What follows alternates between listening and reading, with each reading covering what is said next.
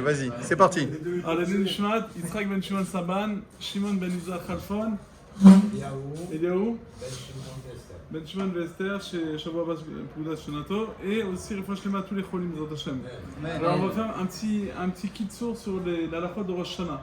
Alors c'est les halachot pratiques, il faut savoir. Donc premièrement, la première chose qu'on arrive, quand on rentre dans Rosh Hashanah, c'est les femmes, ils allument les bougies. Donc déjà prévoir maintenant, au Hachem, ils ont fait déjà tout prêt, vous achetez des boîtes prêtes, il y a déjà le petit truc qui rentre dans le rond là, je sais pas comment on dit ça. Hein, une petite mèche, voilà, la mèche qui rentre dans le rond, dans le flotteur. Mèche de 40. Donc c'est un problème, il faut savoir que c'est un problème de Metakel Mana de le rentrer. Il faut le préparer déjà avant, bon Hachem, maintenant ils ont tout fait, ils ont pensé déjà à préparer, donc on n'a pas de problème. Mais celui qui a pas préparé, il faut savoir qu'il faut préparer déjà pour le deuxième Yom Tov. Préparer ceux qui allument 4 bougies, 2 bougies, de préparer déjà pour le demain les bougies, rentrer déjà la mèche dans le rond, comme ça il n'y a pas de problème. Ça, il faut savoir que le deuxième jour, on a la question, il reste maintenant le verre. Habituellement, on n'a que 2 pamotim, on n'a que 2 candélabres, donc on rentre, il y a le verre il est sale maintenant parce qu'il s'est vidé. Et le truc, on voudrait le jeter, mais le prendre comme ça, le prendre avec la main, ça mouxé. L'enlever avec une cuillère, c'est un problème de vatel keli mechano. C'est interdit de. Même si à un moment, à cause d'après le mouxé, la cuillère, elle va devenir inutilisable, c'est pas bien. Donc qu'est-ce qu'on fait? On prend carrément le verre, on le soulève et on le secoue comme ça dans la poubelle. Ça s'appelle tiltul minatsat, on a le droit. Tiltul minatsat, mais pas le prendre à aucun cas avec la main. Ça, il faut savoir. Donc préparez déjà. Hein? Non, même en plastique, il y a un problème de vatel keli mechano. À moins de le faire. Mais si il est collé vraiment, il est collé dans le truc, on a le droit de prendre à l'envers. Donc tu le secoues à l'envers, tu prends un couteau et tu fais comme ça, mais. Hein? Le rincer. Dans le lavabo. Mais s'il est collé, Non, mais s'il n'est pas collé, t'as après, ouais, mais après dans le lavabo il reste mouxé. Après il est mouxé, c'est dans le lavabo, après tu vas le prendre, c'est un problème. C'est comme quand c'est. Tout ce qu'il y a dans la lavabo, tu jettes. Ouais, mais c'est un problème, c'est l'opachout. C'est quand les gens cassent les œufs de la dafina dans le lavabo, après de prendre les épluchures, c'est mouxé. Il faut faire tout un truc pour pas que ça mouxé. Si un morceau d'aliment d'œuf, tu peux. Ouais, s'il y a un problème, mais tu vas pas jeter de l'œuf. Bon, on va pas rentrer dans ça, juste j'ai dit des kitso. Une seconde. Maintenant. C'est des rats d'enlever comme ça. Laisse-le parler, Comme si tu les peaux d'orange, c'est moussé. C'est des rats d'enlever la peau. Non, un pot d'orange, c'est pour manger le fruit. C'est pareil l'œuf. Non, ouais, mais ici, après que tu as laissé. Tu as raison, mais après, à partir du moment où ils sont restés, les morceaux, les épluchures de l'œuf sont restés dans l'évier, c'est un problème de les enlever. C'est comme la table. On a besoin pour enlever tous les pistaches, il faut les enlever avec toute la nappe. Mais en enlever un par un, c'est un problème de les soulever de Nissan Moussé. Ça, on fait un autre cours si vous voulez. Maintenant, juste, je dis en 2 mots. Alors, c'est pas compris le flotteur du premier jour. Ouais. On peut le prendre à la main et le jeter? Non, je dis non. On peut pas. Je dis non, on prend pas. On prend pas dans la main, c'est mouxé. Donc, il faut prendre le verre et le renverser. Exactement. Ça s'appelle Hein? Ok. Tu jettes une poubelle avec l'eau. Ouais, c'est pas un problème. Ça va. Si le sac n'est pas troué, il n'y a pas de problème. Mais il n'y a pas beaucoup d'eau en principe. Tu mets pas une tonne d'eau, tu mets un petit peu d'eau. Prends, mais l'eau en fait. C'est juste pour pas que ça brûle. Des fois quand il y en a qui mettent pas d'eau, ils mettent que de l'huile. Mais des fois, ça peut faire sauter que l'huile, ça peut faire sauter le verre. Donc, il faut savoir que le premier jour, la femme doit allumer avant la nuit. Ouais, avant la nuit, comme on allume pour Shabbat. Parce qu'il y a des minagim d'allumer ma mâche proche du repas. Non. Il y a une ligne de Kavod Yom Tov d'allumer avant. Ben, le deuxième jour, on peut pas. Pourquoi le deuxième jour, on peut pas? Parce que c'est Achana. Tu prépares pour le. Avant, ils avaient pas de lumière, donc ils pouvaient allumer. Mais nous. Mais là, c'est Yom HaRichta, là. Non, il y a un safek d'abord. Il y a un safek, est-ce que c'est Yom HaRichta ou pas? C'est un safek. C'est pour ça qu'on d'ailleurs on va parler de Shechianou. C'est pour ça qu'on disait ce qu'on a le droit de faire Shechianou le deuxième jour, parce qu'il y en a qui disent que c'est un jour, il y en a qui disent que c'est 2 jours différents. Donc c'est un problème de Achana, t'as pas le droit d'allumer, bien qu'on a le droit, Yom Tov, d'allumer on a le droit de prendre du feu dans notre feu, et d'allumer, on aurait pu allumer avant, mais il y a un problème de Achana, donc il faut même préparer déjà la bougie, il faut le préparer que après la shkia. Combien de temps? Alors ou bien 35 minutes après la shkia, et si on suit Rav Tam, c'est 72 minutes. Ok, 72 après la shkia. Bon, celui qui fait chacun selon son minag. Maintenant, nous, on a l'habitude en fait, c'est la mère ou c'est la femme du Prisha qui a été méchage deux choses.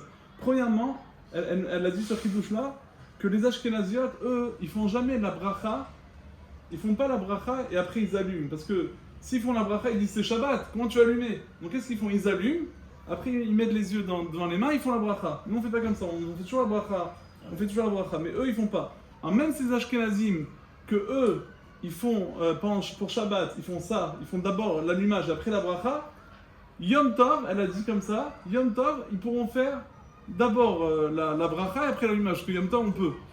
Mais le Mishabura, il a dit, mais pour qui se prend cette femme-là de se rentrer de parler les femmes qui aillent cuisiner et qui ne vont pas nous dire d'Alachot, il n'est pas d'accord. Il dit même le Yom Tov, comme ça il dit le Mishabura, même Yom Tov, on allumera et après on fera la bracha. Ça c'est pour les Ashkenazim. Alors, il faut savoir que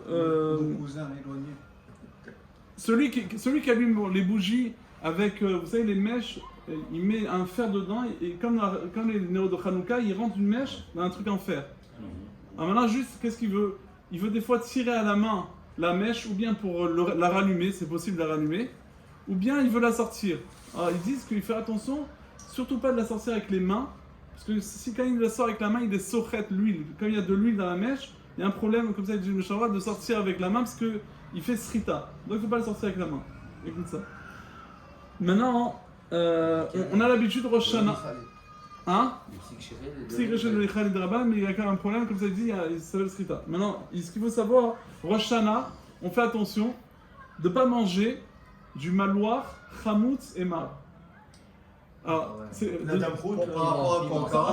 non, Rosh Hashanah pour le Siman Ra. On ne veut pas manger des choses, par exemple d'acheter les chamoutzim, les bonbons un peu tête brûlée, tout ça. Tête brûlée ou bien les chamoutz s'appellent chamoutzim, on donne pas, on a l'habitude de ne pas manger ça. De ne pas manger melafefon chamoutz, c'est-à-dire des cornichons. On ne mange pas des cornichons le jour de Rosh Hashanah. On n'a pas le droit du poisson trop salé. Du hareng, genre, on ne mange pas. D'un coup, je ne crois pas que c'est en salé. Hein? Bon, je sais pas, la Damkout, je suis mistapek. Si c'est salé, il y a que c'est un problème. Si c'est salé, c'est un problème. De manger, comment ça s'appelle, du poisson, des cornichons. Le hareng, ouais, du poisson comme ça. Maintenant, il y en a bichlal qu'à Rosh Hashanah, ils ne mangent pas le poisson. Pourquoi? Parce qu'ils disent que le poisson, c'est le même mot que daga. Daga. Daga, c'est l'inquiétude. Il n'a pas envie de s'inquiéter. Il y en a qui ne mangent pas le poisson parce qu'ils n'ont pas les nerfs, ils ont mangé tous les simanim, ils n'ont pas faim. Mais il y en a qui ne mangent pas le poisson béchita. Nous, on mange les poissons, chacun selon son minag. Parce qu'il y en a qui disent que le poisson, c'est pour vous, c'est se multiplier. Alors, donc on ne mange pas. Donc à Rosh Hashanah, il y a écrit qu'on ne mange pas par exemple les noix, parce que les noix, c'est la grammaire de chet. On ne mange pas les noix. Il y en a qui disent que, est-ce que c'est que les noix, ou bien même les noix de cajou? Parce qu'il y en a qui, en hébreu, ça s'appelle égoz. Le noix de cajou, il rentre dans la famille du égoz. Il y en a qui ne mangent pas, mais les chara, c'est que les noix. Si la femme, elle a oublié, elle a mis un peu de noix, ouais, il faut oublier. Dans les salades, il faut juste oublier, il ne faut pas oublier ce que le Mishabura dit. Avec les simanim, c'est que des simanim. Ouais, il y en a qui ont inventé. Moi, je mange pas tout ce qui est noir. Je bois pas de coca zéro. Je bois pas de coca rouge. Je bois pas les khatsilim. Les khatsilim noirs, je mange pas. Ça, il y a aucun siman. Par contre, un truc à pied à sod, il y a écrit les raisins noirs. Très bien. Les raisins noirs, ça à pied à sod. Il n'y a pas de raison à pied à sod, on ne mange pas. Mais ceux qui disent les khatsilim, comment s'appelle les khatsilim? Les khatsilim, les aubergines noires, il n'y a aucun problème. Il y en a qui ont dit on ne fait pas les chalotes tressées parce qu'on n'a pas envie d'être embrouillé toute l'année. Bon, ça c'est chacun son minag, c'est des trucs nouveaux, ça c'est la nouvelle Torah 2022. Ouais. La femme ne le fait pas. Alors, très bien. Shechianou. Bon, ça va.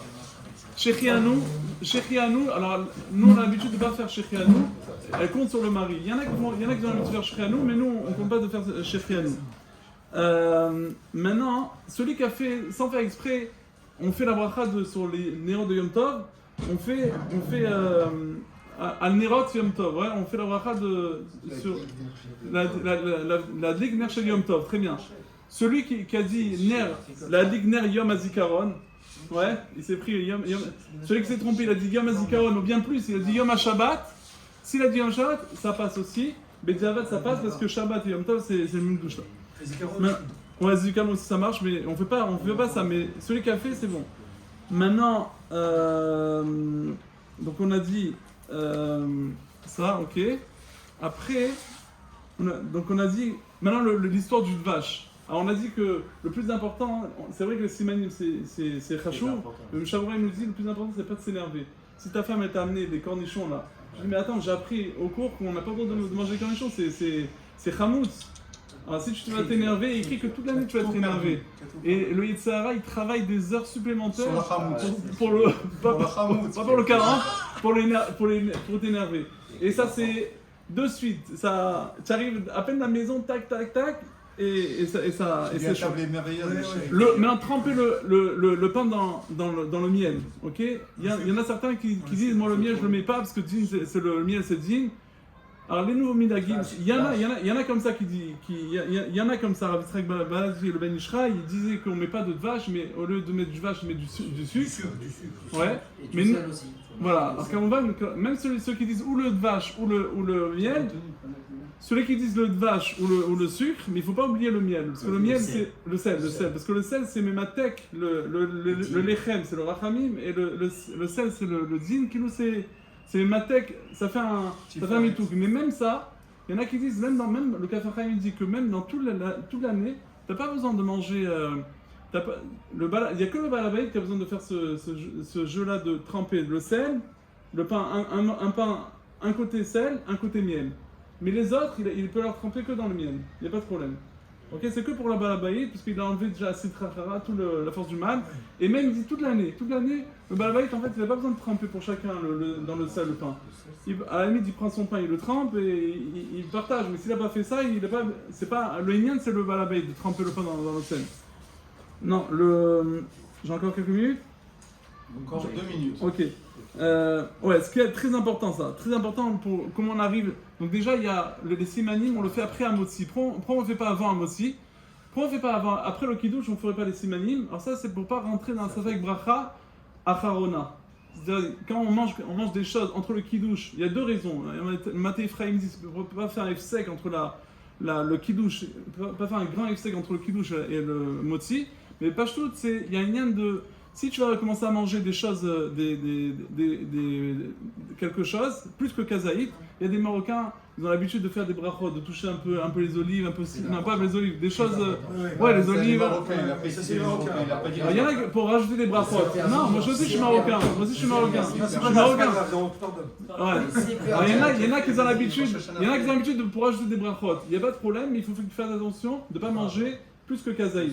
Pourquoi? Parce que tu vas rentrer dans bracha achona. C'est quoi le problème? C'est que peut-être que ça vient juste donner appétit, et après le birkat razan peut-être qu'il est déjà poter. Donc si tu fais bracha, c'est bracha shenatzricha. Bon, alors comment on fait maintenant juste?